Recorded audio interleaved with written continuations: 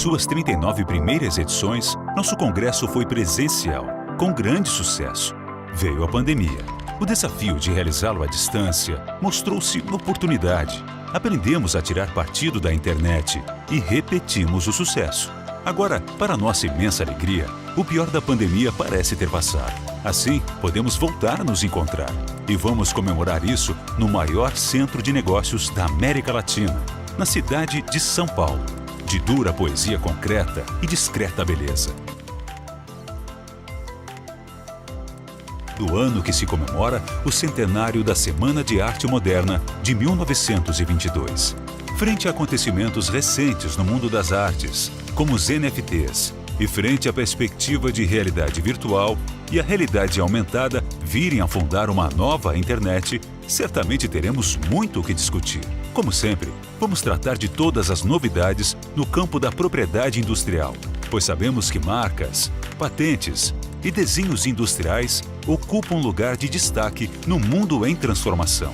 E vamos festejar a possibilidade de voltarmos a nos ver frente a frente. Depois da experiência remota bem-sucedida, quem, por qualquer motivo, não puder estar em São Paulo, não ficará excluído de nosso congresso e poderá interagir com os presentes. Todos poderão assistir a todas as sessões simultâneas no momento que convier, pois o Congresso Internacional da BPI de 2022 será híbrido, como os novos tempos estão a permitir. E todas as sessões ficarão disponíveis na internet como desejam os nossos associados.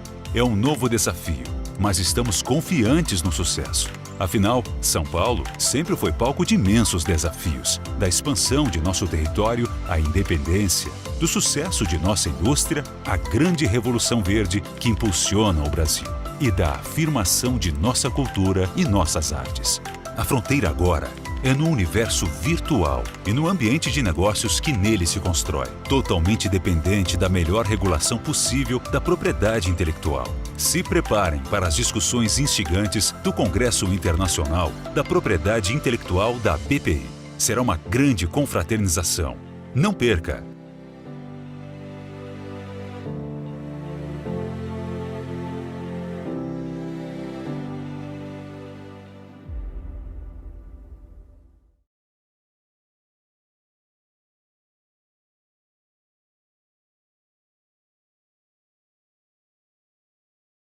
Vamos lá, pessoal. Então, dando continuidade aqui ao nosso outro momento, né?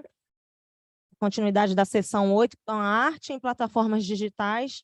A gente vai chamar agora o Bruno Fel... Fala, Bruno. Tá certo. Todo mundo erra, tá tranquilo. Bruno Felgelson. Ele vai acertar, tá, gente? Ele vai acertar aqui para a gente. É CEO da Associação Brasileira, ele é CEO, né, da Associação Brasileira também de Lautex e Legaltex, ABL2L, no Rio de Janeiro. E vai falar sobre o futuro do NFT e o metaverso. Estou falando rápido ali, igual o Edu. Fique à vontade, querido. Obrigado. Por favor. Tá? Agora fala o seu nome certinho. Felgelson. Felgelson. Maravilhoso. Não né? sei. Tá legal? Vocês estão ouvindo, pessoal? Estão ouvindo? Dá para ouvir? Não, estou ouvindo bem. Tá, beleza. Não dá. Ah, tá bom. Vamos trocar, então. Vamos trocar isso aqui. Não, tá funcionando legal? Tá bom. Tá, beleza. Então, pessoal, as perguntas, tá? A mesma lógica aí de abrir a câmera. Você prefere no final ou prefere cara, durante... fique à vontade, cara. Tô muito aqui para servir e dialogar. Então, Perfeito. trouxe aqui algumas ideias, mas, cara, interrompam, falem, cara. Não tem esquema não, cara. Podem falar. Maravilhoso.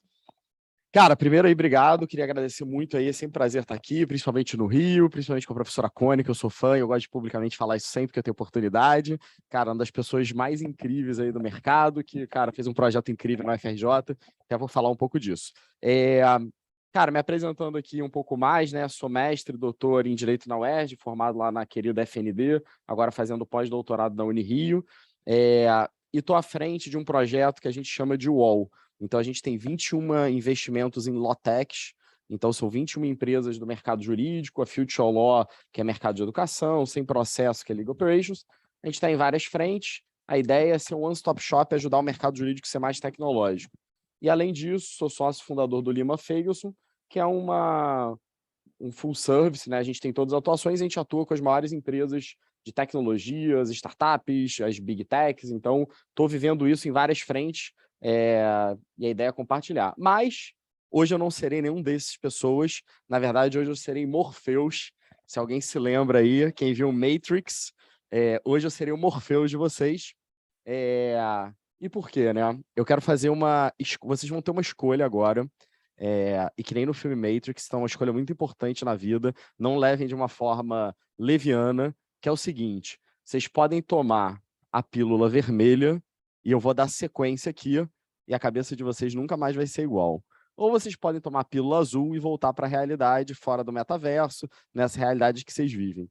Quem está online é só desligar a câmera, eu vou entender que é a pílula azul, e quem quiser sair da sala, tranquilo. Quem ficar tacitamente está tomando a pílula vermelha comigo.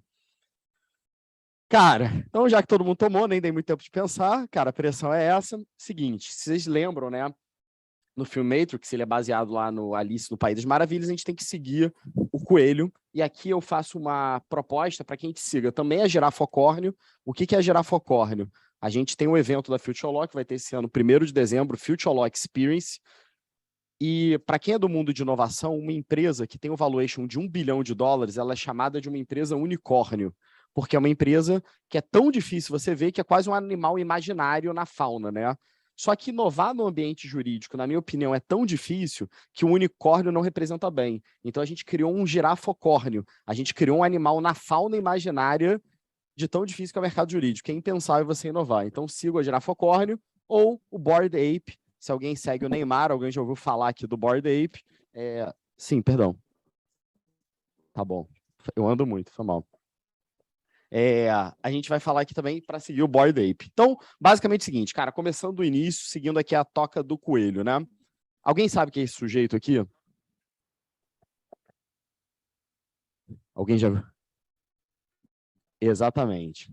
Cara, é o seguinte, fazendo de uma história longa uma história curta, tá? Em 2008, a gente teve a crise do subprime, do dia para a noite, né, cara? O mercado financeiro derreteu, quase que a gente teve um crash global, o mercado, banco Fed, né, sustentou, Lehman Brothers quebrou, e aí um grupo de pessoas nos Estados Unidos resolveu criar um hackeamento no sistema. E aí, supostamente, o sujeito que criou isso é o tal de Satoshi Nakamoto. Cara, tem documentário no Netflix, quem quiser se aprofundar. Supostamente, esse é o pai criador do Bitcoin. Pouca gente acredita nisso. Na verdade, ele foi uma imagem que a galera falou, não, tem que ter alguém, joga esse tal de Satoshi. É até engraçado, assim, é cômico. Na verdade, o que as pessoas acreditam é que tem um grupo de pessoas, um grupo de cyberpunks, que falou, cara, eu vou mudar o sistema financeiro global, isso em 2008. E aí eles soltaram esse white paper no mercado, intitulado, sob a autoria do Satoshi Nakamoto, que eles criavam um protocolo chamado Bitcoin, um protocolo descentralizado. E por que eu estou falando disso? Eu não vou falar de criptoativos focados aqui em Bitcoin e tal, mas o que eu quero que vocês entendam é que em 2008 o mercado criou uma coisa única, que foi o tal do blockchain.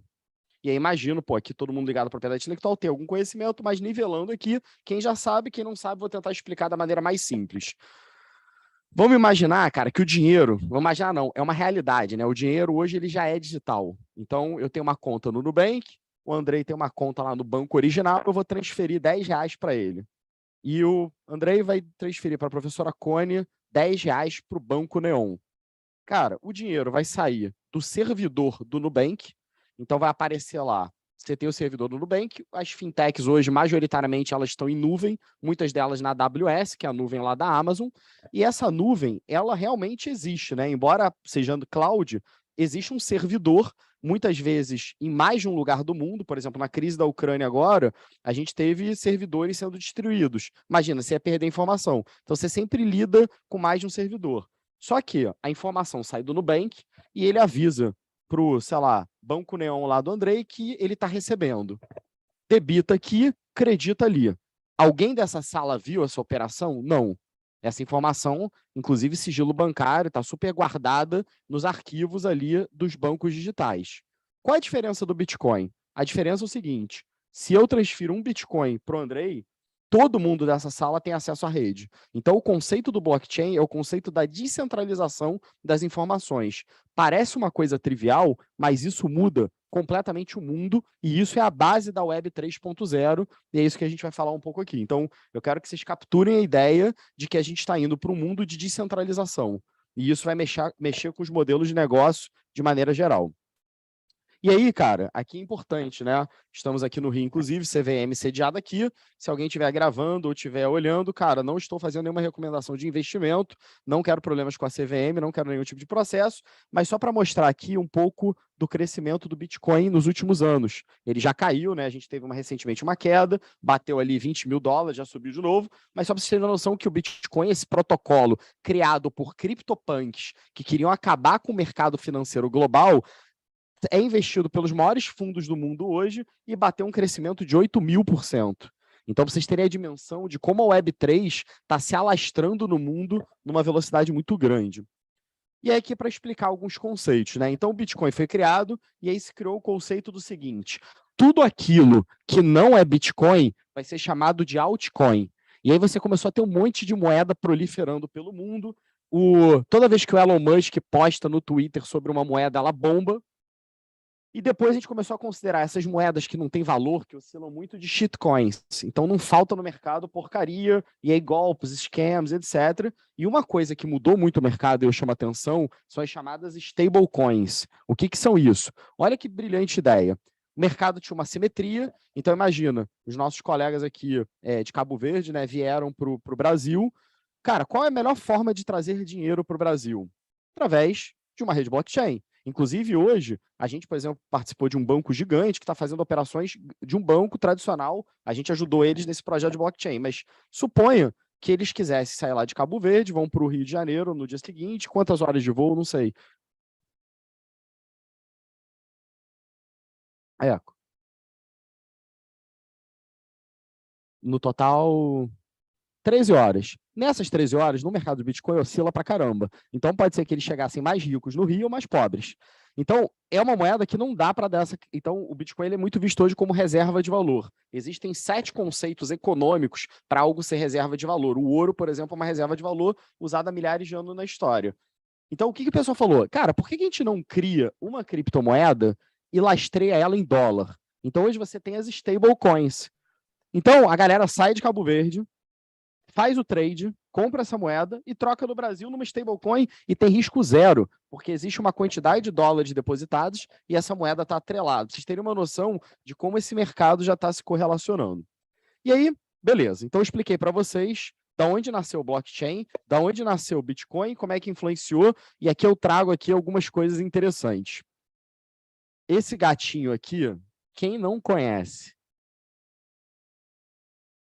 Quem não conhece? Napster. Nunca ouvi falar na vida. Bruno, o que é isso? É um app novo? Quem acha que é um app novo, assim? Quer? Então, isso aqui é a prova da idade aqui da galera que a gente está ficando velho. Então, para a galera mais nova, para a galera mais velha, eu vou relembrar. Para a galera mais nova, eu vou explicar.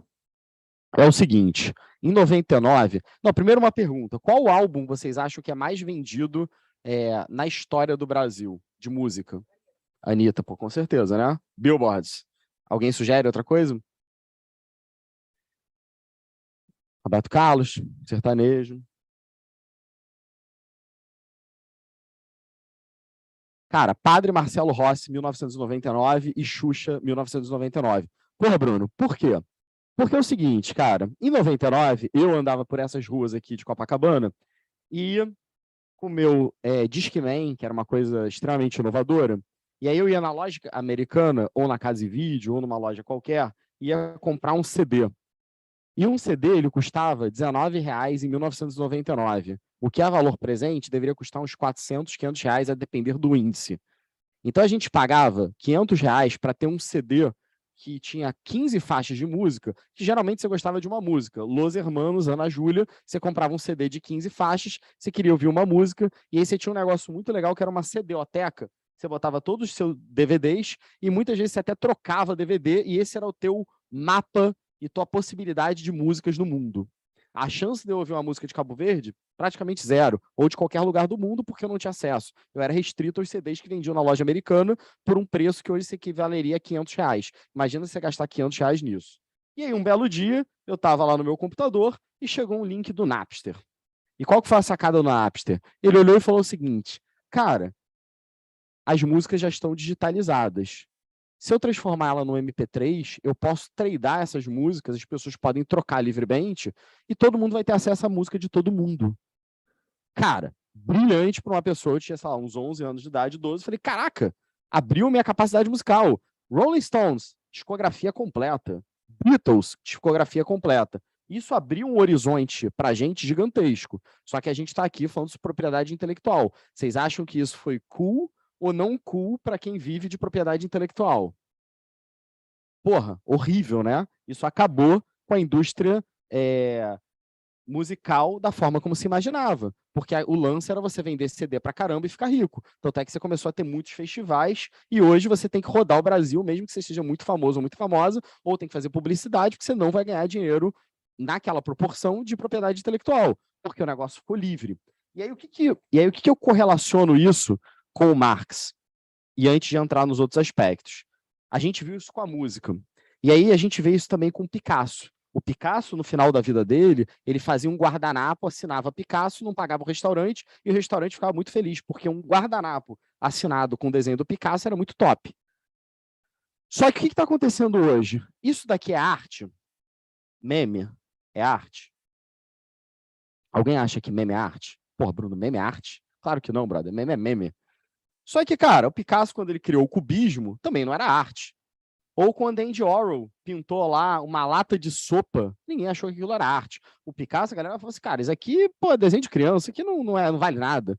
Então, a gente vai falar um pouco de arte, mas o ponto que eu quero dizer é, independente se é arte ou não, a pessoa que criou esse memezinho aqui, ela nunca vai ganhar o que o Picasso ganhava. Como o músico hoje, a Anitta, bombada, número 1 da Billboard, não ganha o que o padre Marcelo Rossi ganhava em 99 ou a Xuxa.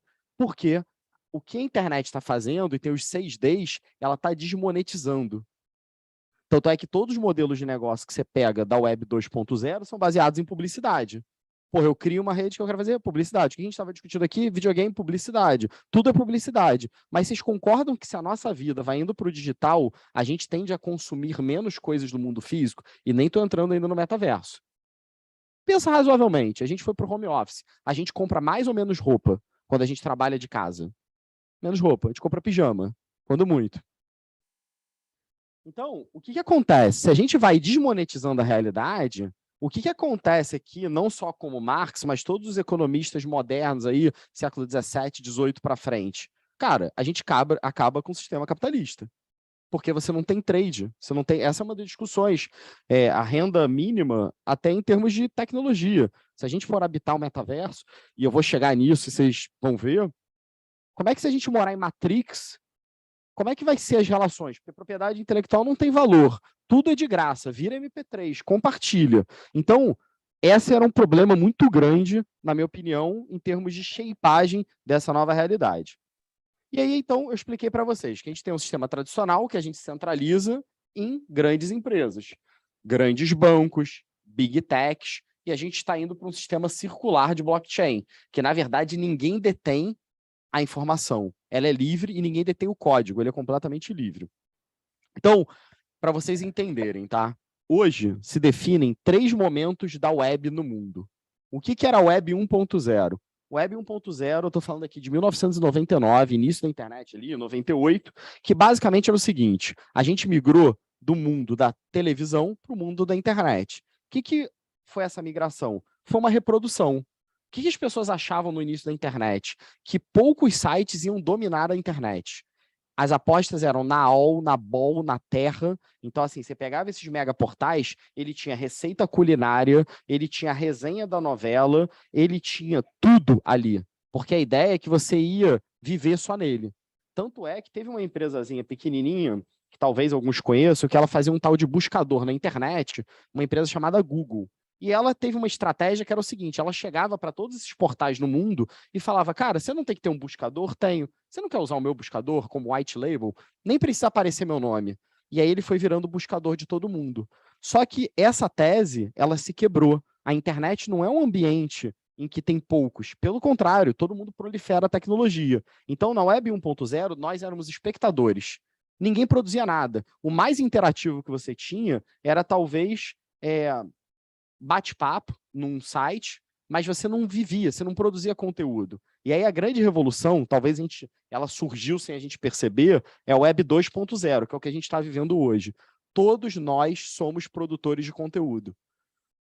A gente está no Instagram, a gente está no Facebook, e mais, eu não estou falando só de produção de conteúdo, eu estou falando de participação. Então, o iFood, qualquer um vende para qualquer um, OLX, Mercado Livre. Se você pegar todos os business da Web 2.0, é uma plataforma intermediando que as pessoas peer-to-peer se relacionem, ou B2B, ou B2C. Então, você sempre tem um órgão no meio, que é um código tecnológico com um brand, que ele capitaliza em cima dessas relações de trader.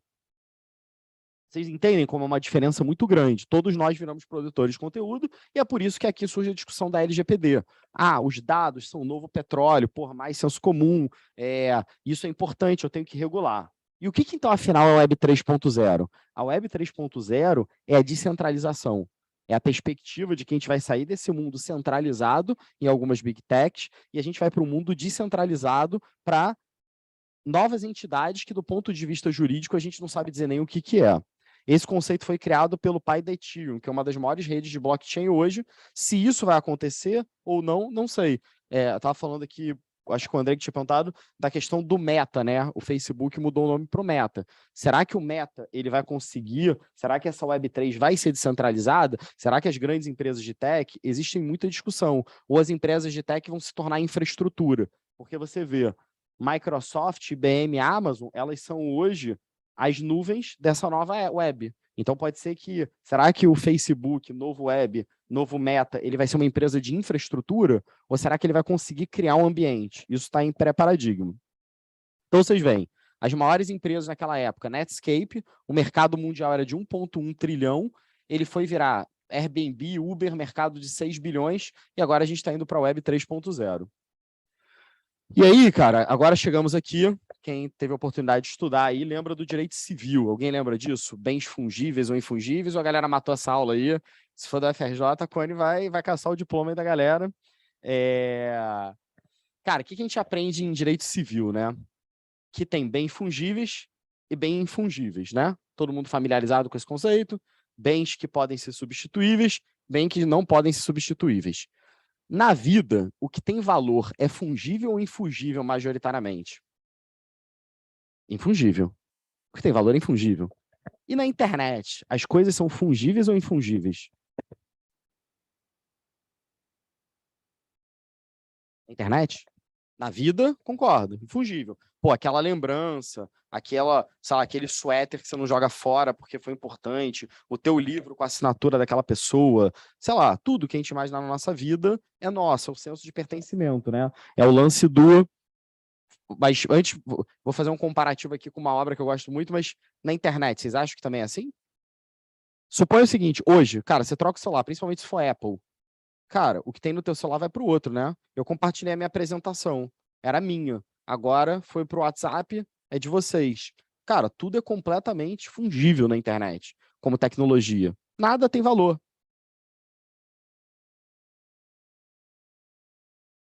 E isso é um problema, em termos de sistema e de cobrança, porque se tudo é igual, as coisas infungíveis tendem a valer menos ou mais na sociedade? As infungíveis mais. As fungíveis valem pouco porque é substituível. Elas são commodities, né? Então esse é um problema. Como é que eu levo para o mundo digital? Se eu quero viver no mundo digital cada vez mais imerso numa experiência, ou a experiência infungível? E aí entra naquele conceito do Pequeno Príncipe, né? Pequeno Príncipe, ele tinha uma rosa, cara, ele era muito feliz na flor dele, e um belo dia ele vai num planeta que tem um monte de flor. E aí, cara, o Pequeno Príncipe fica deprimidaço, porque, caraca, a minha flor não é especial, tem um monte de flor igual. Então quer dizer que a minha flor, que eu achava que era infungível, ela é fungível. E aí o que a raposa explica? Ele fala, cara, o que torna uma coisa especial ela é ser tua. Então, às vezes o que é fungível e infungível é nossa própria relação com o objeto, com a coisa. Então, o ponto é, se a gente se mantém fungível no mundo digital, vocês concordam que hoje a gente já tem propriedade? Vocês concordam que, diferente de uma imagem, a minha apresentação de PowerPoint vale alguma coisa? Um meme, uma imagem que você compartilha no WhatsApp, num grupo, vale alguma coisa em termos econômicos? Nada, né? O MP3 vale alguma coisa? Nada, né? Um arquivo áudio vale alguma coisa? Nada, né? Agora, um Bitcoin vale, concordam? Então, eu já comecei a ativar isso em termos digitais. Eu sei que um Bitcoin não dá para eu compartilhar sem ter trader financeiro. Então, o Bitcoin e o uso da blockchain foi uma forma da gente criar um ativo fungível. E agora eu precisava de um ativo infungível. E é aqui que nasce o NFT. Então, o que se caracteriza como uma propriedade no ambiente digital? A gente está com um projeto de lei agora sendo discutido no Congresso para regular as exchanges de compra e venda de criptoativos. Então, a gente vai começar a ter esse conceito de maneira mais objetiva do que é uma propriedade, o que é um ativo. Tanto é um ativo que eu tenho que declarar no meu imposto de renda. A Receita Federal manda que me obriga a declarar meus criptoativos, sejam eles moedas, que não são moedas, é uma outra discussão, mas seja um Bitcoin ou seja um NFT. E o que é fungível e não fungível? O Bitcoin, ele é fungível. Todos os criptoativos que a gente conhecia eram fungíveis. Quais são infungíveis? É o que a gente está começando a criar agora, que são os NFTs. E aí, como é que eu gero uma economia efetiva digital? Criando o conceito de propriedade. É a base da economia moderna, é a discussão de Adam Smith até Karl Marx. Se eu tenho propriedade, eu tenho um sistema econômico capitalista. Se eu não tenho propriedade, não. Então, no mundo tecnológico, eu não tinha propriedade desmonetizando, eu estava saindo do capitalismo. Quando eu crio um criptoativo, seja fungível ou infungível, eu boto o sistema na mesma lógica que eu tinha no ambiente físico. Então, a gente começa a entender essas relações. A forma de eu criar um NFT e lançar um NFT por milhões é porque eu estou começando a ativar ele como bem. Alguém gostaria de ganhar a Mona Lisa lá do Louvre? Você pagaria muito dinheiro, né? Porque vale muito dinheiro. Agora, se eu trouxer uma imagem igualzinha, igualzinha, cara, eu botei um pintor perfeito, mas não foi pintado originalmente. Tem valor? É a mesma coisa do meme. Então, quando você fala assim, pô, eu posso dar um print screen? Não, porque é a certidão. Mercado de arte, por isso que o NFT ele nasce no mercado de arte, o que vale é o carimbo. É você falar que vale. Por que vocês acham que a Mona Lisa é um dos quadros mais famosos do mundo?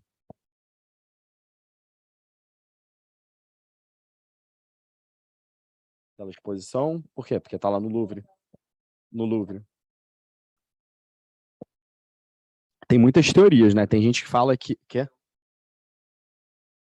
enigmático, né? Dizem que... Mas por quê? Hã? Mas por que deu valor a ela? E aí são vários fatores, como o Antônio mencionou aqui, existem fatores que dão a entender que aquela obra de si tem um prestígio. A própria sociedade ela vai construir um conceito de moeda. Então, mas será, eu acho que é um dos quadros mais famosos do mundo, né? É por isso que eu estou dando esse exemplo.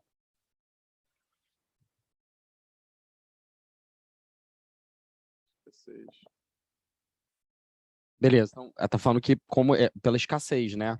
Mas por que ela? Tem outros quadros do mesmo pintor. Por que ela? É isso, é o sorriso enigmático da Mona Lisa. Algumas pessoas falam que ela era amante dele, que era um homem que foi pintado como mulher, que era ele pintado como mulher, que os olhos, se você andar no Louvre, ela acompanha a tua visão. Tem todas as teorias. A prática, vocês querem? Posso quebrar o encanto? Cara, um belo dia, estava exposta a Mona Lisa, como tantos outros quadros importantes no Louvre, e a Mona Lisa foi roubada. E aí um traficante de artes internacional roubou e virou um escândalo na França, como a França não consegue administrar. A gente acha que é só no Brasil, que a gente reclama da administração das nossas bens culturais, mas é o seguinte, como deixaram roubar um quadro do Da Vinci, cara? Como é que isso é possível levar um quadro de um artista importante dentro do Louvre? Comoção, o francês é muito crítico, sai no jornal, publica-se pra caramba. Um belo dia, o traficante de arte tenta vender isso num país, acho que na Rússia, e as pessoas de quê? Na Itália, perdão, e descobrem e retomam para o Louvre. Cara, comemoração absurda, a Mona Lisa chegou, vamos fazer a camisa comemorativa da Mona Lisa, vamos fazer brinde da Mona Lisa. Cara, a Mona Lisa sai pra caramba na mídia, a Mona Lisa é muito legal, todo mundo quer ver a Mona Lisa, quando eu tô na França querendo a Mona Lisa, um belo dia, cara, quando eu sou pequeno, tá no meu livro de arte, seja no Brasil, em Cabo Verde, ou na Coreia do Sul, em qualquer lugar do mundo, vai ter a Mona Lisa na capa, e um dia você chega na França e fala, cara, eu preciso ver a Mona Lisa, e você vê um quadro desse tamanho, e você olha e fala, cara, por que você vai 1 bilhão de pessoas olhando, e fila, e 10 horas, e 5 horas no Louvre, e cara pra cacete. Então, assim, Não é o mesmo conceito do meme? Quantos memes são criados por dia? Por que que esse é famoso? Por que que esse é famoso? Por que que isso pegou? Ninguém sabe. Exposição. Agora, se eu queria ter a Mona Lisa, por que que eu não quero ter um meme? Tem valor. É um valor social. E aí, a gente olha em termos, aqui comparando fungível, só voltar aqui e volto. Em termos de arte, né? Marcel Duchamp apresentou em 1917, numa exposição de arte, um mictório. Crítica, né, da arte moderna. Ele botou um mictório numa exposição e falou, isso aqui é arte. Ele assinou, comprou um mictório. Isso aqui vale muito hoje, tá? Vale absurdamente, porque ele quebrou o paradigma. Ele estava questionando o valor da arte. Ou uma arte rupestre. Quando essa galera pintou, você acha que essa galera estava fazendo, cara, eu vou fazer arte? Não. Tava representando, pegamos lá um javali, foi maneiríssimo, cara. Pintou lá. E isso aqui, arte rupestre. Então, quando a gente olha para o meme, ele é um conceito. E quando a gente torna ele não fungível e a gente consegue particularizar, a gente começa a criar um mercado de colecionável em cima dele. Pô, eu quero ter aquele meme de 1992, não, 92, mas, sei lá, de 2002, que foi cool pra caramba e aquilo ali tem um valor. Então, você começa a ativar. E aí, trazendo aqui um pouco do parâmetro. Cara, só em termos de horário que eu falo muito, só para não me... Cara, são. Aí, tá tranquilaço. Primeira coisa, cara, minhas percepções, tá? Eu não acho que o direito digital existe, porque eu acho que a vida está sendo totalmente digitalizada e eu vou mostrar para vocês que a gente ainda vai se digitalizar mais. A advocacia até 99 era uma coisa, a internet é um novo parâmetro, né? Desde então, seja Web 1, 2, 3.0. Aqui, uma frase do Richard Susskind, né? Que é um dos maiores pessoas que falam de direito e inovação. Quando surgiu o e-mail, ele foi quase expulso da Associação de Advogados lá do Reino Unido, porque ele falou que todo advogado do mundo utilizaria e-mail. E as pessoas falaram, cara, vai acabar com a relação profissional, advogado-profissional, o e-mail veio, já está saindo da humanidade e tem um valor. E aí aqui, a gente começar a entender, e aqui eu vou começar a entrar nos aspectos jurídicos, do que esse contexto todo que eu estou dando para vocês traz do ponto de vista jurídico. Então aqui algumas notícias, né? Bill Gates, lembrando que Bill Gates foi a única pessoa que teve alguma possibilidade de prever que a gente suscitou uma perspectiva de pandemia no mundo, né? Então, cara, acho que quando o Bill Gates fala, vale a pena ouvir. Ele lá, no final do ano passado, já estava falando que em 3 anos, todas as reuniões do mundo seriam feitas no metaverso. Maioria delas. Escritório de advocacia começando a criar, ainda é hype, metaverso surgindo. Cara, quem já colocou um óculos aqui para ver uma experiência mais imersiva? Uma pessoa, 2, 3, 4, 5, nem metade da sala. Imagina eu chegando em 99, falando assim, cara, quem já entrou na internet? Quem tem e-mail? É isso que a gente está vivendo. Cara, quem já viu um smartphone? Então, assim, usar o óculos, ele vai ser tão cotidiano e normal como a gente usa celular.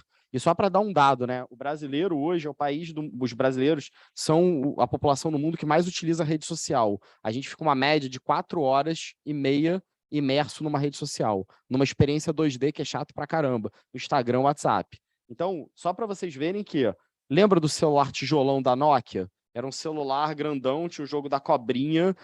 Cara, no início da internet, a gente ia baixar uma foto, ficava uma linha, 2 linhas, você entrava depois de meia-noite porque tinha um pulso. E, cara, hoje a gente tem streaming. Se você falasse assim, cara, você vai viver streaming, ninguém ia acreditar porque não tinha tecnologia hábil. Então, o metaverso, ele está começando a arranhar, cara, ouvindo falar de metaverso, o que é isso? Mas isso, cara, é o novo tecido social que a gente vai ver nos próximos anos. Então, só para vocês terem uma noção, e eu vou correlacionar já metaverso e NFT. Isso aqui é uma estimativa dos principais NFTs do mundo. 5% indústria de gaming. E aí, cara, indústria de game é muito interessante, porque tem jogos que alguns já quebraram e tal, não vou entrar nisso, que você ganha dinheiro mintando, ganhando NFT com o jogo. E olha o que é interessante em termos até de composição social, né? Uma criança, um menino, uma menina lá, tá jogando seu videogame, e um dia ele chega pra mãe e pro pai e fala, mãe, pai, queria ir pra Disney. Aí a mãe e o pai falam, cara, você não tá vendo aí notícia, meu querido filho, querida filha? Dólar alto, tá tudo caro, não rola ir pra Disney, não. Aí a criança fala, não, mas mãe, pai, eu vou pagar a passagem. Você vai pagar a passagem? Mãe, pai, porque eu mintei NFT e eu ganhei uma grana aqui e eu tenho aqui 30 mil reais para viajar.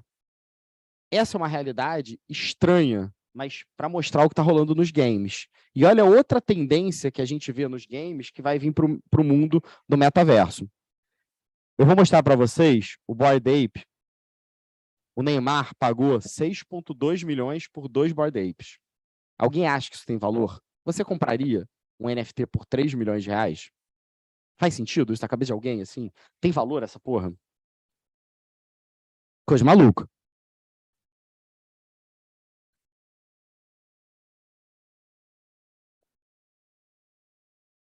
Bom ponto, bom ponto. O que eu entendi?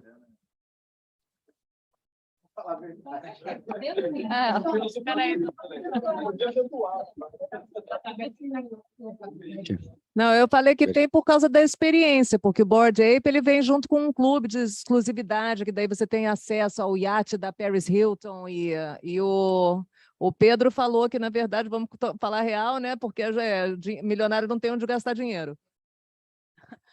Eu já acho que se ele comprou por 6 milhões, amanhã já está valendo 12, então... Valorização, especulação. Só pelo... Será que Um dia, eu acho que teve uma queda nos o Bored Bored Ape. Ape ele oscila menos, assim, ele é um clube bem particular e fazendo todos os disclaimers e tudo isso aqui tem razão. Cara, tem o Snoop Dogg, tem o Jimmy Fallon, Não, tem eu festas quero mundiais. dar minha opinião. Com Eu certeza. compraria, porque é igual o cara que comprou o Pinico lá por alguns milhões. Chama. O Bored Ape ele tem uma lógica um pouco diferente. E a maioria dos NFTs não vão chegar em valores de 3 milhões, até porque tem poucas pessoas hábeis a comprar ativos de 3 milhões. É que nem se imaginar uma cobertura na Vieira Soto. A maioria dos apartamentos não vale uma coisa numa Vieira Soto. O ponto é, quanto vale uma bolsa da Louis Vuitton? 3 mil, 5 mil dólares. 5 mil dólares, 25 mil reais. Qual que é o custo de produção de uma bolsa da Louis Vuitton? 5 dólares. Agora eu vou te fazer a pergunta. Você tem uma bolsa da Louis Vuitton e uma bolsa idêntica, assim, a falsificação. É tão engraçado esse mercado que a falsificação bem feita tem um valor maior do que a falsificação mal feita. O mercado é tão clusterizado que tem a bolsa que realmente é muito falsa, a bolsa que é falsa e a verdadeira. Por que você não usa a falsa que é igual à verdadeira, só que não tem a certificação? Pelo valor intrínseco da coisa. Então, quando você vai para bens de luxo, pela natureza da coisa, o valor das coisas não é o valor. Você tem o economista, me fugiu o nome agora, na década de 30, ele falava que a gente ia trabalhar 16 horas nos anos 2000 por semana. Por quê? Porque o mundo ia estar tão tecnológico que a gente não ia ter necessidade de trabalhar. Só que ele não imaginava que a gente ia querer comprar iPhone, que a vida ia ser... Então, as necessidades e os valores intrínsecos das coisas não têm uma correlação com a estrutura de preço. Então, Bored Ape é isso, cara. As pessoas compraram, pessoas hypadas, eu quero estar no mesmo clube do Jimmy Fallon, eu quero estar no mesmo clube do Snoop Dogg. Então tem um senso de pertencimento e tem um senso do valor de propriedade, que é o mesmo conceito da bolsa da Louis Vuitton, é o mesmo de um carro Y. E aí eu estava mostrando para algumas pessoas, 7 brasileiros já foram escolhidos para começar a testar a ferramenta do Instagram, depois se vocês quiserem eu mando o link de uma brasileira, que permite você certificar o teu NFT. O Twitter hoje ele já permite. Se você entra no Twitter e você vê o profile de uma pessoa com um losango, é porque aquele certificado do NFT. Essa menina ela já usa, ela pegou o nosso NFT. Então, as pessoas muitas vezes hoje não viajam para tirar foto. A galera vai lá, sei lá, para Maldivas, aí tira foto daquele mar azulzão, bonitão.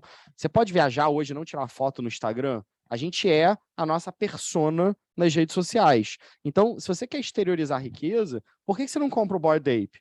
O Neymar estava machucado, não tinha mídia, comprou o Bored Ape, apareceu em todos os jornais do mundo. Neymar compra um negócio de 3 milhões. Olha o valor intrínseco no próprio valor da coisa e do senso de pertencimento, e trocou o profile, e criou uma hype. Ninguém mais falava que ele não estava jogando bola. Pô, Neymar irado, comprou um Bored Ape mascando chiclete. Top pra caramba. Aí você fala, eu posso te dar o print screen e criar minha conta. Eu posso botar no meu feed. Só que, olha o Neymar, risco azul. Quantas contas Neymar Júnior existem hoje no Twitter? Alguém segue elas? Não, porque você quer o Neymar verdadeiro. Quanto vale esse tiquezinho azul? Então, quanto vale você certificar o Bored Ape? E aí você fala assim, pô, Bruno, ainda é confuso para mim. Ainda é confuso, porque beleza, eu tenho a bolsa, eu deixo na minha casa, pô, vou almoçar, leva a minha bolsa. Todo mundo olha na rua, acha irado. Agora, alguém convive com criança de 10 anos, 11 anos, 12, tem alguma experiência? Cara, criança de 10, 11 anos hoje, você acha que eles gostam de brinquedo? Você vê loja de brinquedo na rua, assim, pra caramba? Não. O que as pessoas querem? Skin de game.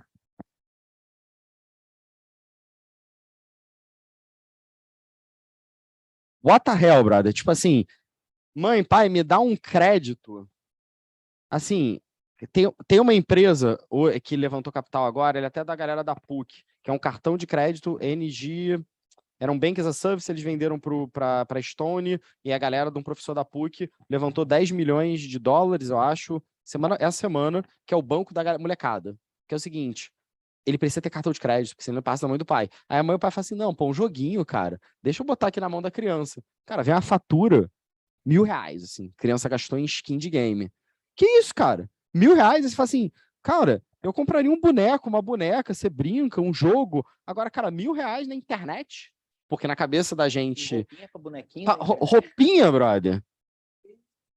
Tênis virtual? Pô, eu te compro um tênis, cara. Eu te compro, assim, um Nike. Pô, eu tenho... Como é que você tá gastando meu dinheiro numa coisa que eu não sei? Porque a gente é da web 1.0. A gente é do mundo desmonetizado. Não, internet não tem valor. Eu gostava do Napster. Eu pago hoje o Spotify lá R$ 15, que eu já acho absurdo. Eu não quero pagar. Só que olha como essa geração... Imagina esse menino com 10 anos hoje, que ele comprava skin de game. Por que ele compra skin de game? Porque quando ele chega na escola dele ou na aula online dele, ele é muito cool porque ele tem um tênis maneiro. E ninguém tá nem aí com a roupa que ele usa no mundo virtual, físico, porque ele ficou 1 ano de aula digital. Só que todo mundo olhava porque ele tava no Fortnite.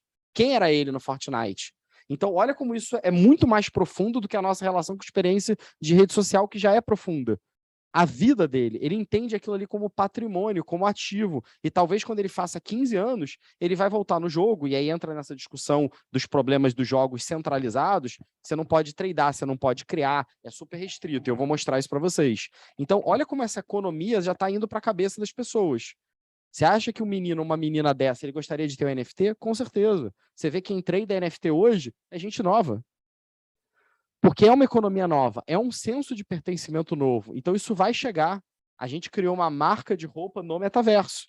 Aí tu fala, pô, Bruno, marca de roupa? A professora Cone aqui estava com um chapéuzinho mostrando para a galera um chapéuzinho que a gente lançou da coleção. Esse foi gratuito. Mas daqui a pouco a gente vai comprar roupas no meio digital. Porque eu vou tirar uma foto para botar no Instagram, ou o meu avatar vai tirar, e eu quero que ele exteriorize aquela roupa, aquela riqueza, e tudo vai ser. Então, a gente está indo para um mundo disso. E pensa se isso não é o início da Matrix. Lembra do filme lá, Matrix? Plugava, entrava, lembra que você pegava as armas lá, né, para ir brigar lá com os caras, aí, porra, baixava as roupas que você queria, aí o cara comia aquele filé. A gente já está criando as condições conceituais para essa experiência imersiva. E ao mesmo tempo que isso anda em termos conceituais, a gente está caminhando para o metaverso. Essa é uma empresa que a gente criou, a Lumix, só para vocês terem uma noção, tá? De como é louco o mercado de NFT. Eu comecei a estudar isso do ponto de vista jurídico, fiz um curso lá na Future Law, cheguei para o nosso CTO lá do Sem Processo, que é o Gabriel, e para o Caio, que trabalhava na Future Law, também falou da Coin, e falei, pô, cara, vamos lançar uma coleção de NFT, vamos fazer uma coisa de NFT, para entender mesmo, para botar a mão na massa. A gente criou, entrou no Discord, entrou gente no mundo inteiro, a gente tinha community manager na China, entraram 20 mil pessoas, a gente lançou no Carnaval, e em um dia vendeu R$2 milhões em NFT da nossa 5 Unit. Começou assim, numa mesa de restaurante, brother. E as pessoas começaram a comprar esses personagens, que era a ideia, fazer um jogo. A reserva veio procurar a gente e falou, quero lançar o Pistol Birds, que é o meu pica-pauzinho lá. Lançamos, venda de 1 milhão. O Rony, que é o CEO, falou, cara, tá na mídia. Em 1 hora, eu vendi mais do que eu vendo numa loja da reserva. Olha essa economia que está se formando, relações com marcas. Olha como esse mercado é crescente. E aí, na reserva, você tem uma curva de valor. Poxa, eu tenho desconto, eu tenho isso, eu tenho aquilo. E para quem tem a marca reserva, gosta daquela marca, eu quero ter o Pistol Birds, porque é uma relação com a marca. Então, quando você vai vendo aqui, dentro do que eu estava mostrando, hoje o mercado já é 44% de profile pics. As pessoas querem ter suas fotos de perfis de personagens como Bored Ape. Colecionáveis culturais já representa 42%. Então, quando a gente acha NFT, NFT é arte. Não, cara, NFT é o novo conceito de propriedade infungível. E da mesma forma que isso é amplo no mundo físico, tudo pode ser NFT. NFT é você criar uma ID própria. Então, onde que está bombando agora? Nem estava nesse gráfico. ingresso. Imagina o seguinte, vocês acham que o Rock in Rio, ele gosta que a pessoa compre o ingresso e fique revendendo? Cambista? Jogo, time de futebol, é legal? Não é legal. Não era muito melhor eu ter o ingresso em NFT, porque ele é único, eu sei quem comprou, eu sei quem vendeu, eu ganho no trader se o cara vender para secundária. Olha como você vai mudando os modelos de negócio. Então, é uma possibilidade da gente começar a rastrear, ter ID. Então, é uma nova dinâmica. Pode falar. Posso fazer Com certeza, deve. um comentário, assim, que, assim, com todas as complexidades que esse mundo das NFTs tem, uma das grandes discussões é o quanto disso, né, dessas hype, bolha. compras de macaco virtual, né, e tudo mais, e o pessoal fala assim, de onde vem esse dinheiro? Mas tem uma coisa muito importante que é a questão de que é um ativo que não é tributável, né? Então, como que você vai tributar uma NFT do macaco, né? E o quanto disso, de fato, é essa galera colocando dinheiro porque quer ter o macaco, toda a questão, né, simbólica da coisa, e o quanto disso é o que acontece desde sempre com o mercado de arte, que pouco me importa a tela, me importa que eu estou fazendo uma reserva monetária em algo que não é tributável, né? Você consegue dizer a diferenciação desses dois universos? Cara, acho que sim, é muito interessante isso. Acho que tem um mix de tudo. Tem um mix de tudo. Eu acho que é o seguinte, quando você fala de tributação, essa é uma discussão do direito muito grande. Por exemplo, chegou recentemente no Supremo a discussão se, quando você compra uma licença de software, se aquilo paga ISS ou ICMS. Qual que era a discussão? Antigamente, lá, há uns 10 anos atrás, a gente comprava licença de software, licenças perpétuas. Hoje ainda se vende, mas majoritariamente a indústria caminhou para o SaaS, Software as a Service. Você não compra um Netflix, você assina. Alguém tem dúvida que isso é serviço? Ninguém. Só que quando eu comprava aquilo, era ICMS, era ISS, aí tinha uma discussão antiga tributária que era o seguinte, se ele foi customizado para mim, é serviço. Se eu comprei de prateleira, ICMS. Se eu comprei Windows XPTO lá, é compra. Por que eu tô falando isso? Essa é uma discussão que não faz o menor sentido hoje, né? Alguém compra. Qual foi a última vez que você comprou uma licença de software? Não lembra, né? Só que isso está sendo discutido no Supremo. Já teve decisão recentemente, mas o que eu tô querendo é o seguinte, o direito, ele anda, cara, fato, valor e norma, o direito sempre tá atrás. O tributário, então, cara, e como é que as empresas fazem? A gente participa de discussão de NFT e tributação todo dia. Tributa como esse negócio? Você tá criando um produto, não é um produto, é um serviço? Ninguém sabe. Isso é uma discussão menor. Mas ela é importante porque vai gerar umas putas judicializações no futuro, ações de milhões, a Fazenda querendo brigar. Agora, em termos de ativo, Receita Federal manda você botar no teu patrimônio. E tem mais. Por exemplo, saiu uma consulta relativamente nova da Receita, que era o seguinte, não de NFT, de cripto. Se eu trado, eu compro Bitcoin, vendo em Ether, e eu ganhei nessa diferença, tive ganho de capital, eu tenho que declarar isso? Era uma discussão que se tinha. A Receita Federal falou, tem que declarar. Então, e aí você fala assim, aí entra uma discussão interessante, que é o seguinte, que é a galera, e aí eu tenho a visão particular, que é o seguinte, cara, mundo cripto, brother, aqui é, meu irmão, anarquia, não vou declarar nada. Cara, é o pior lugar para você fazer isso. Por quê? Porque todas as informações estão gravadas. Então, daqui a 60 anos, alguém vai entrar e vai conseguir ver. Se o Al Capone deu uma mala de dinheiro na década de 30 para um policial em Nova York, ninguém nunca vai saber de sua história. Porque isso se apagou. Leva-se. Agora, daqui a 200 anos, da blockchain, tá gravado. Eu vou saber o wallet. É impressionante. Hoje você tem exchanges que elas sabem onde foram roubadas. Cara, a galera foi lá, roubou um exchange. Eu sei que aquela moeda... As pessoas sabem. O cara anunciou agora que ele vai começar a minerar... Porque a galera fala de minerar Bitcoin, né? Que é tirado do Bitcoin. Ele vai começar a minerar o lixo para achar os hardwares de Bitcoins perdidos no mundo. Porque tinha gente que jogou o computador fora. Olha que loucura. Então, assim... Eu acho que o ambiente que é mais difícil de você fazer problema é no ambiente blockchain, porque alguma hora vão te rastrear. Então, tudo está sendo gravado e tudo está sendo compartilhado. Ainda tem essa expectativa. Então, que é a mesma coisa, por exemplo, de bens no exterior. Alguns anos atrás teve a mudança aqui no Brasil. As pessoas tinham essa lógica, vou manter bens. O que a Receita fez? Olha, eu vou criar aqui, traz de volta os bens e quem não tiver vai estar mal. Então, algum momento talvez vai ter essa discussão, a Receita vai criar alguma...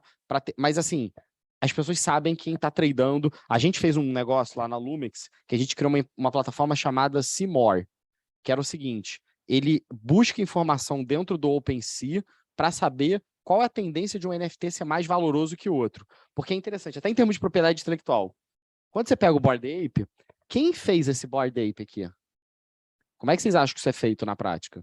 Na prática mesmo, assim. Alguém desenhou? Tem 10 mil colecionáveis desse. Você acha que o artista fez 10 mil desenhos? Na verdade, ele cria alguns padrões. Então, ele faz o desenho. E aí, ele cria várias camadas.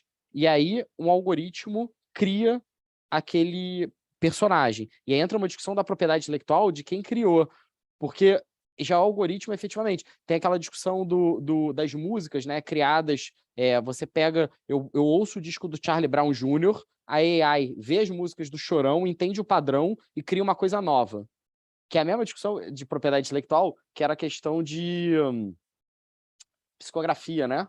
Você vê como o direito ele vai e volta psicografado. É do psicografado que faleceu, já tem decisão, e muito antiga, né? Então, assim, qual que é o ponto? Por exemplo, o Neymar comprou todos os Bored Apes parecidos com o do Neymar geraram uma valorização, porque não é que todo Bored Ape tem o mesmo valor. Cada Bored Ape tem um valor. Então, o que a gente criou? Uma solução para entender, por exemplo, no Bored Ape, qual que vai ser o mais raro? Porque o mercado olha e fala, isso aqui é raro, eu quero ter, que nem figurinha. E a gente lançou essa plataforma. E aí os nossos cientistas de dados começaram a olhar no OpenSea e viram NFTs comprados a 10 milhões sendo vendido a 1 bilhão uma semana depois. O que é isso? Lavagem de dinheiro. Só que você sabe a wallet. Eu posso não saber quem entrar por trás da wallet. Cara, eu acho que o nível de exposição, em termos de Receita Federal, Polícia Federal, a exposição de motivos... Cara, hoje é muito mais fácil. Não, é trivial. Assim, a gente viu... Eu vi um esquema de... Eu não consigo ver no esquema de arte, porque eu não sei quanto o cara comprou no quadro do Picasso. Isso é fechado, ninguém tem essa informação. Talvez o cara de arte, a certidão. Agora, no blockchain, cara, eu baixo hoje a rede Bitcoin e pesquiso o que eu quiser, cara. Então, eu tenho a visão antagônica a isso. Eu acho que, na verdade, vai acabar completamente. Não tem como ter dinheiro sujo. Você pode até saber. Você fala assim, cara, tem uma wallet, vai chegar no nível de eu saber. Cara, ele tá ali no país Y, que eu não vou invadir, mas eu sei que é o cara que tá treinando esse negócio. Se ele jogar pra lá, eu travo. Então, assim, é que nem o Snowden ali. O cara fica preso, ninguém vai catar o cara. Mas, assim, então, assim, eu acho que isso vai começar com os ativos muito fortemente.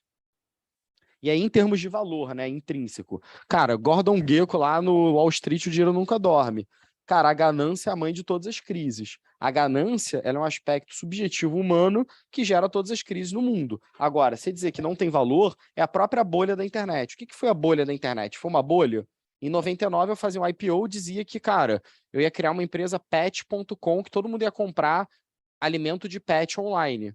Será que aquilo valia aquilo naquele momento? Mas alguma hora vale. Então, eu acho que, na verdade, é o seguinte, a gente está tendo uma explosão cambriana. Uma porrada de coisa sendo lançada, muita coisa vai ser destruída, outras vão virar, mas no final isso vai avançando a humanidade. Então, só para falar, né? Vocês tiveram aqui a Cidade Alta, então não vai entrar, mas o que eu quero dizer? Cidade Alta é um metaverso? Na minha perspectiva é, porque você tem uma experiência imersiva. Agora, não é uma experiência... 10 minutos, beleza. Cara, não é uma experiência imersiva correlacionada com blockchain, porque é uma empresa privada, inclusive a representante da empresa esteve aqui ontem. E aí, por que isso, em termos de NFT, e agora correlacionando, isso é complexo? Porque foi justamente o que foi falado aqui na palestra anterior. Se eu quero vender, eu posso criar o bem meu dentro do Cidade Alta é meu? Se eu perco a minha conta, tem um valor que é o seguinte, se eu perder a conta eu posso entrar com uma ação judicial, tem várias coisas, mas não é meu, eu não posso criar. Quando a gente olha para o Sandbox, e eu recomendo vocês olharem tanto o Sandbox como o Decentraland. Cara, ambos, olha que interessante. É como se fosse o Cidade Alta, só que não tem uma empresa por trás. É uma rede blockchain, você pode criar, inclusive, você pode ter a moeda desse país, que se chama Sand, e quem é o holder manda nesse lugar.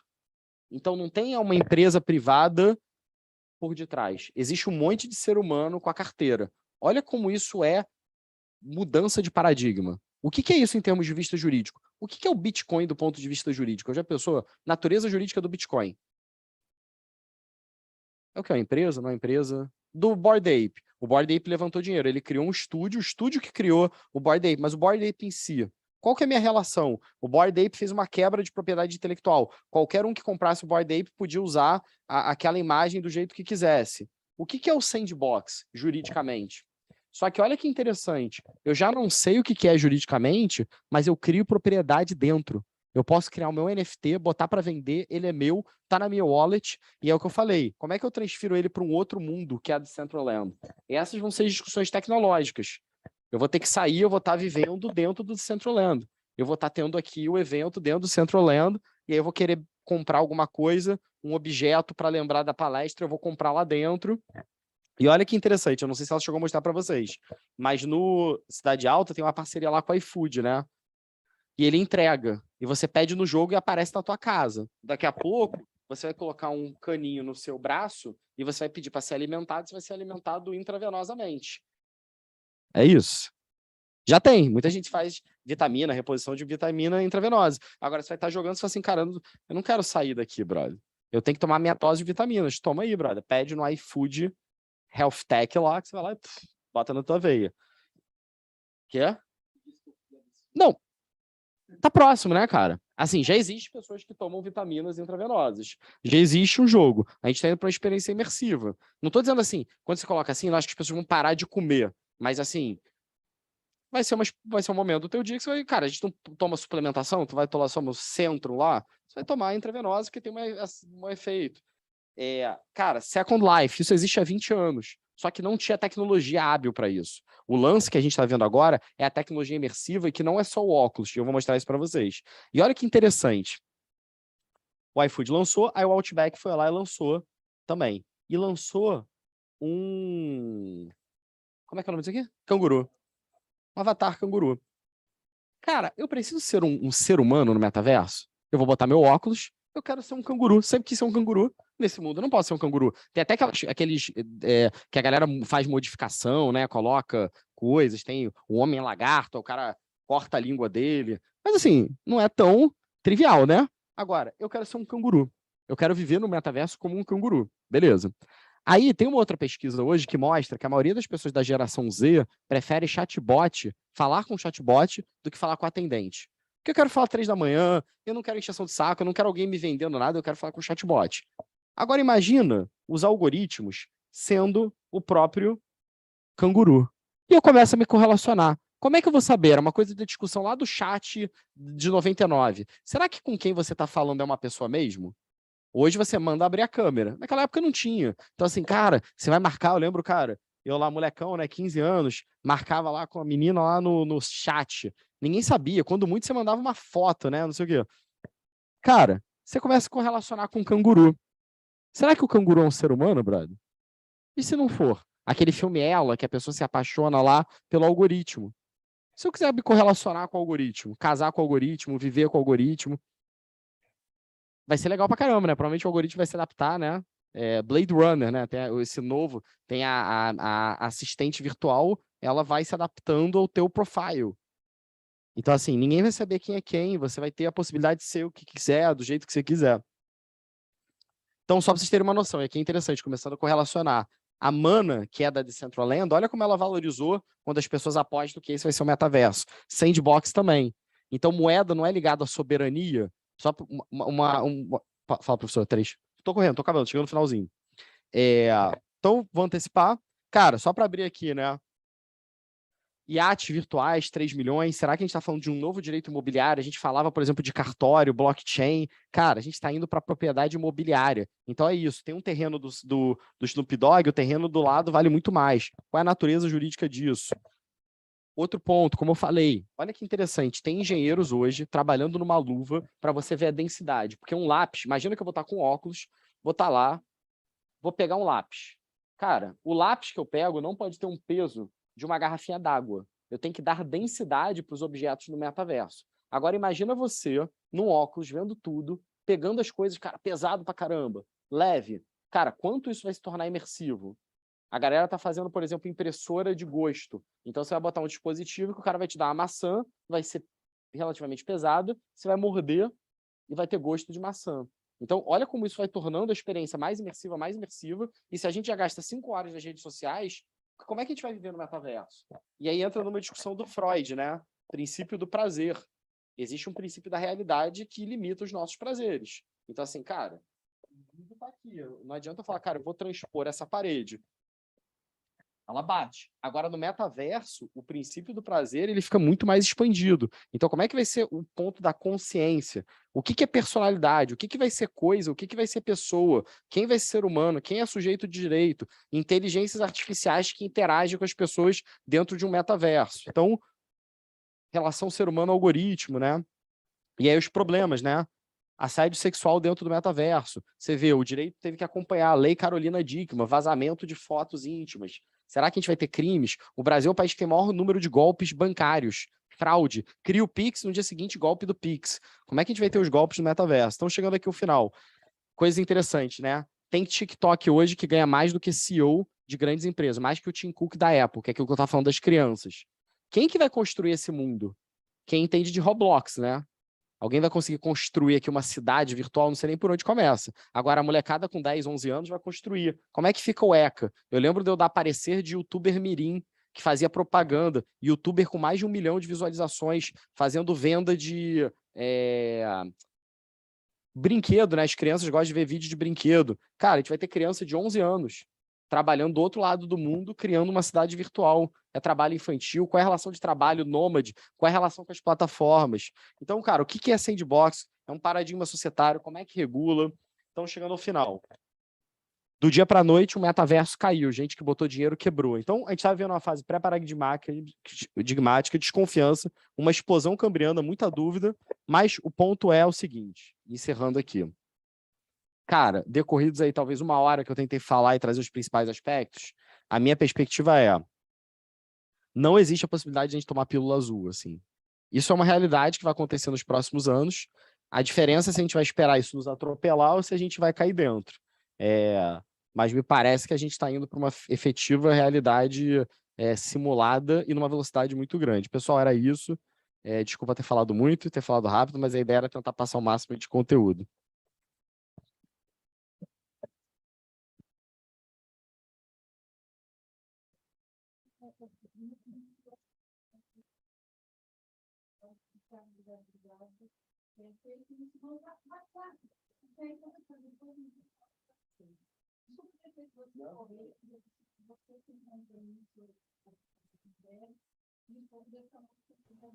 Professora Connie, está sem áudio. Eu que estava pecando. Rápido, as perguntinhas, porque o Bruno, até eu corri um pouco aqui, porque ele tem um compromisso, mas vocês podem também passar as perguntas no chat, depois a gente transcreve e manda para o Bruno. Então, primeira pergunta é sempre quem levanta a mão, quem está online ou quem está físico. Só que eu apreciei tanto que eu deixei todo mundo sem vontade de perguntar.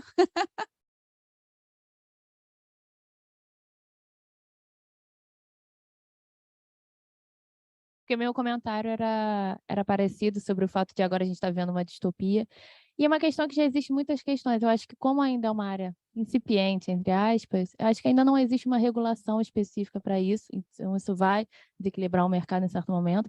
E também, não, ainda é incipiente, mas existe uma forte discussão sobre os riscos dessas relações insustentáveis que tem em relação ao blockchain e o metaverso.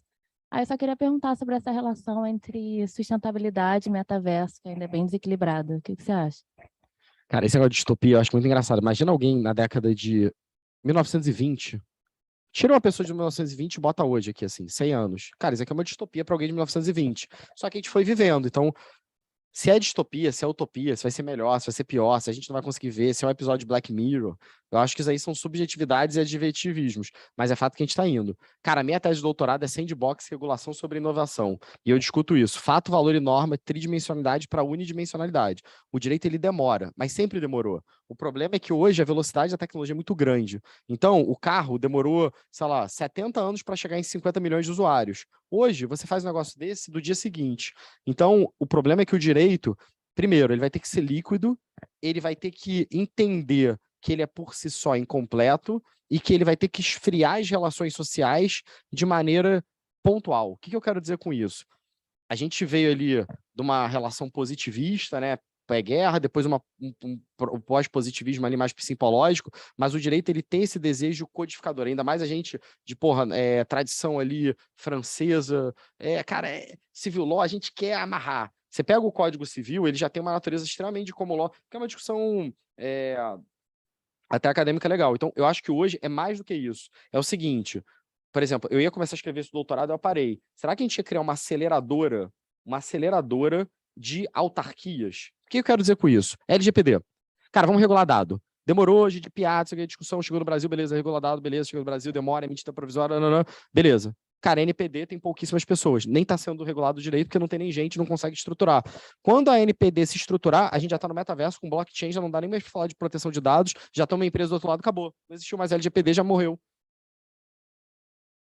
Cara, CVM, quando eu fui fazer, o meu orientador foi o Ronaldo Lemos. Aí ele me conectou com a galera da CVM, eu fui falar com o Bruno lá, que é o diretor de risco. Ele deu esse exemplo, ele falou, cara, a gente foi regular condo-hotel.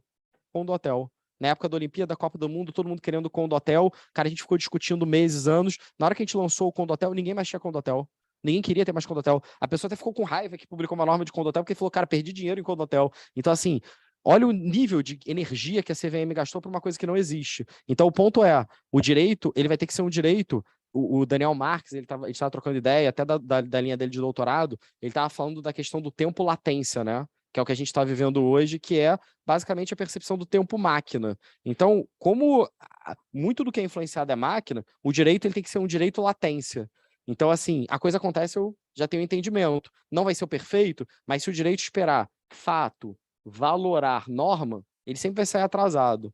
Então, tipo, como é que regula? Por exemplo, todos os crimes, muitos crimes hoje do Brasil envolvem criptomoeda. A gente ainda não tem uma regulação de exchange. Vai sair no Brasil. Tem gente que compra Bitcoin há 10 anos no Brasil. Então, é tudo muito atrasado. Então, o direito ele vai ter que se acelerar, vai ter que ser um direito mais dinâmico, assim. Boa tarde. Muito obrigada pela apresentação, excelente, né? Gostei muito. Uma pergunta seria sobre o Sandbox, né? E o Decentraland que você apresentou. Você falou que não é uma empresa privada e que é descentralizado, que não é propriedade coletiva. Assim, eu queria que explicasse um pouco mais, porque na sua apresentação eu vi que tinha ali um sinal, acho que é de copyright, né? Ou não sei, eu não vi, passou muito rápido, não reparei. Então, eu queria saber qual é a relação dos direitos que já existem nesse sandbox, apesar de dizer ser assim, alegado que não há propriedade, quais seriam os direitos de propriedade que existem numa obra assim que é coletiva? Então, eu vou até dar o exemplo do próprio nosso, da Lumex lá, que a gente criou. Cara, foi assim, a gente resolveu criar um negócio e ele foi uma criação coletiva mesmo, assim. E aí, essa era uma dúvida que eu tinha, por exemplo, aonde eu registro a marca, assim? Quem que é o detentor? Aí acaba que uma pessoa física, aí a gente criou um estúdio, hospedou tudo no estúdio para tentar criar uma natureza jurídica. Mas você pega muita DAO hoje, que são essas entidades descentralizadas, autônomas, que as pessoas não querem. E aí é complexo até em termos jurídicos, porque assim, como é que uma DAO, que ela não tem personalidade jurídica, como é que ela opera essas relações? Então, assim, imagina o seguinte, eu compro, volto no exemplo do Bored Ape, eu compro um Bored Ape e, sei lá, tem um problema jurídico ali. Com quem que eu discuto? Quem é o legitimado passivo? Onde que eu registro a marca? Então, hoje o que eu vejo é a galera criando PJs para correlacionar com projetos. Mas eu vejo muito projeto que não tem uma empresa. Não tem. É uma coisa que até juridicamente, porque assim, não existe a ficção jurídica de um CNPJ. É um grupo de pessoas que não tem uma relação jurídica e que criam coisas. Então, a gente... É uma dúvida, eu acho que tem uma construção aí doutrinária absurda, assim. Entendeu? Porque, por exemplo, há uns 5 anos atrás, teve um evento aqui no Rio de Cripto, aí chegou um cara, ele era de uma DAO, que na época nem se falava tanto DAO, que ele falou assim, cara, eu entrei no smart contract, que a partir da minha produtividade eu recebo uma moeda da minha DAO, e isso eu troco por uma moeda e ganho dinheiro e vivo. Cara, ele trabalhava para a Skynet, assim, ele trabalhava para Matrix, ele trabalhava para o algoritmo, brother. E as pessoas... hoje tem uma discussão que me fugiu o nome também, dos aplicativos de transporte, que é a subordinação algorítmica. É um tema muito do direito trabalhista, que é uma discussão seguinte, e eu não estou me posicionando aqui, até porque muitas vezes a gente acaba advogando para isso, mas estou trazendo a discussão, que é o seguinte, algoritmo de aplicativo de transporte. tem uma subordinação ali do algoritmo, você tem meta, você tem que fazer, essa é uma discussão que a galera tenta construir ali no direito trabalhista. Mas eu estou indo muito além, porque ali ainda tem uma empresa que construiu o algoritmo. Numa rede, numa DAO, você se subordina a uma entidade que ela é despersonalizada, não tem natureza jurídica. Processa quem? A gente resolve criar um jogo aqui com base em NFT, a gente cria, um é designer, outro é programador, a gente cria, a gente bota o community manager, a gente lança o NFT, todos os holders têm participação. Mas como é que você identifica? Que você vai pegar, você vai botar as wallet? Eu fiz um artigo no Jota que o cara fez uma ação contra um NFT, porque era um cara que tinha feito o esquema, depois é um pouco mais complexo, mas, cara, eu vou botar um monte de wallet, aí você entra, por exemplo, no Discord, você vê um monte de figurinha e um monte de número. Aí eu vou botar no processo, hashtag 453, hashtag 834, jurisdição da onde? Um tá na China, o outro tá, sei lá... Então, assim, é muito doido do ponto de vista jurídico real, assim. E eu acho que isso é uma coisa que a galera não... Você pega direito societário, eu nunca... Assim, é tanto tema, eu vou tentando escrever. Então, assim, tem temas que eu não consigo ter tempo de pesquisar, mas para mim é um negócio surpreendente, essa questão societária, assim.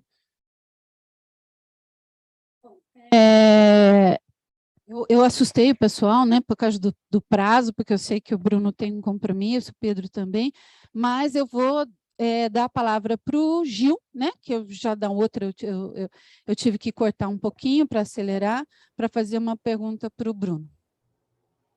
Posso? Bom dia, Bruno. Achei interessante essa tua palestra com relação à questão de se ter leis para por tudo isso que está acontecendo atualmente, né? Eu sou engenheiro, não milito na área jurídica, mas eu tenho observado que toda lei é em função de um problema. Então, isso cabe lá ao legislativo nosso, né, a formular a lei, e aí sim entra para a área jurídica. A questão é, como é que aqui no Brasil nós temos uma gama vamos dizer, de procedimentos na lei que é muito parecida com as da Europa, de alguns países da Europa, né? Se a coisa acontece lá fora, como é que você vai trazer aqui para dentro? Cara, legal a pergunta. Cara, posso tirar uma foto aqui só para não esquecer, cara? A gente responder? Posso, professor? Fazer uma mídia, já que a gente está no mundo digital. Então, assim, se eu não postei, não existiu. Então, como eu quero que esses momentos sejam... Fazer selfie aqui com a galera. Se não eu esqueço, depois eu fico arrependido profundamente. Tá pegando todo mundo, não, cara? É? Então, pô...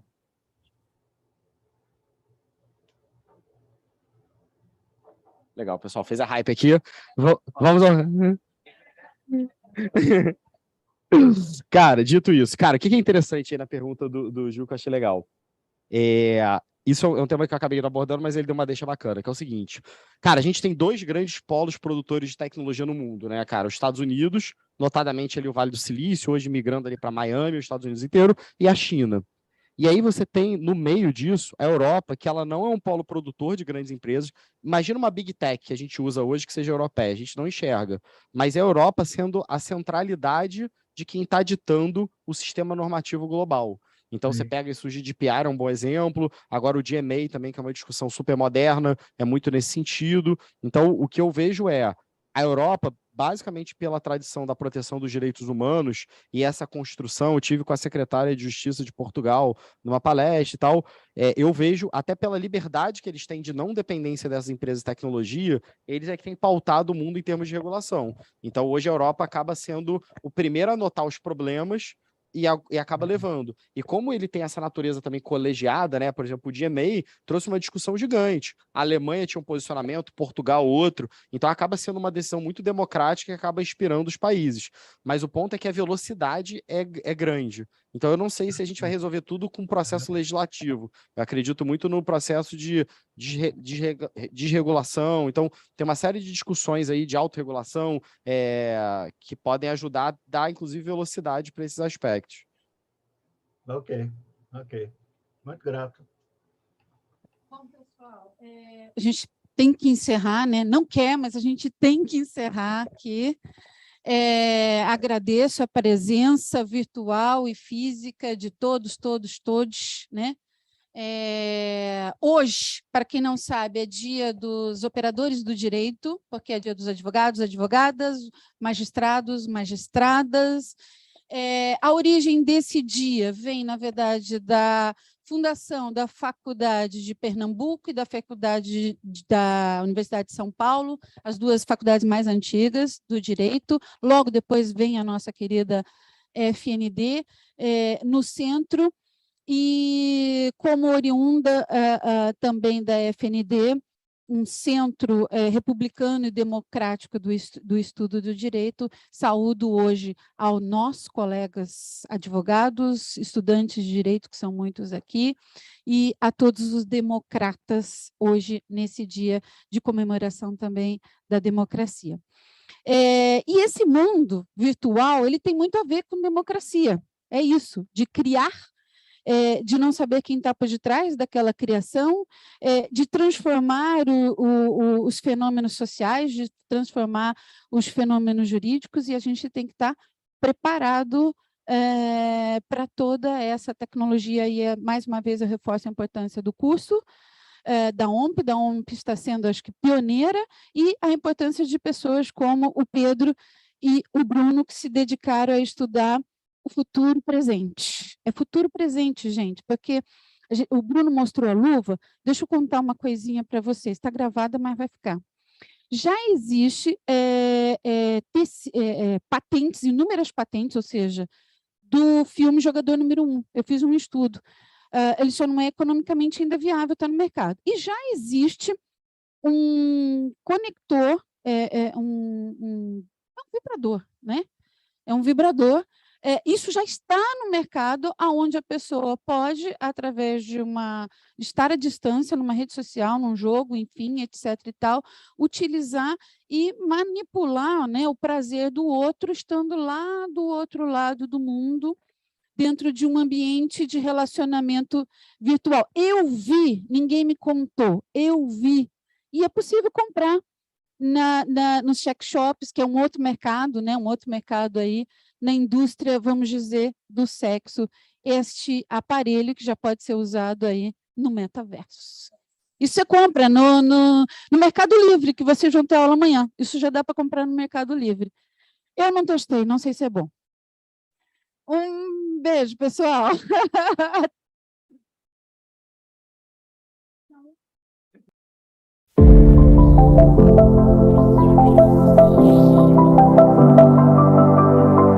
Em suas 39 primeiras edições, nosso congresso foi presencial, com grande sucesso.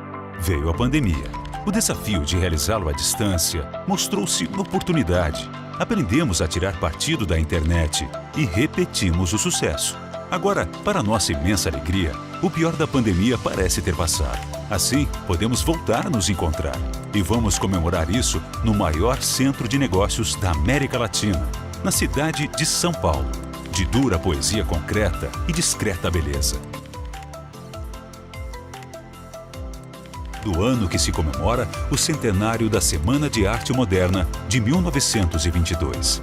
Frente a acontecimentos recentes no mundo das artes, como os NFTs, e frente à perspectiva de realidade virtual e a realidade aumentada virem a fundar uma nova internet, certamente teremos muito o que discutir. Como sempre, vamos tratar de todas as novidades no campo da propriedade industrial, pois sabemos que marcas, patentes e desenhos industriais ocupam um lugar de destaque no mundo em transformação. E vamos festejar a possibilidade de voltarmos a nos ver frente a frente. Depois da experiência remota bem-sucedida, quem, por qualquer motivo, não puder estar em São Paulo, não ficará excluído de nosso congresso e poderá interagir com os presentes. Todos poderão assistir a todas as sessões simultâneas no momento que convier, pois o Congresso Internacional da BPI de 2022 será híbrido, como os novos tempos estão a permitir. E todas as sessões ficarão disponíveis na internet como desejam os nossos associados. É um novo desafio, mas estamos confiantes no sucesso. Afinal, São Paulo sempre foi palco de imensos desafios, da expansão de nosso território à independência, do sucesso de nossa indústria à grande revolução verde que impulsiona o Brasil e da afirmação de nossa cultura e nossas artes. A fronteira agora é no universo virtual e no ambiente de negócios que nele se constrói, totalmente dependente da melhor regulação possível da propriedade intelectual. Se preparem para as discussões instigantes do Congresso Internacional da Propriedade Intelectual da BPI. Será uma grande confraternização. Não perca!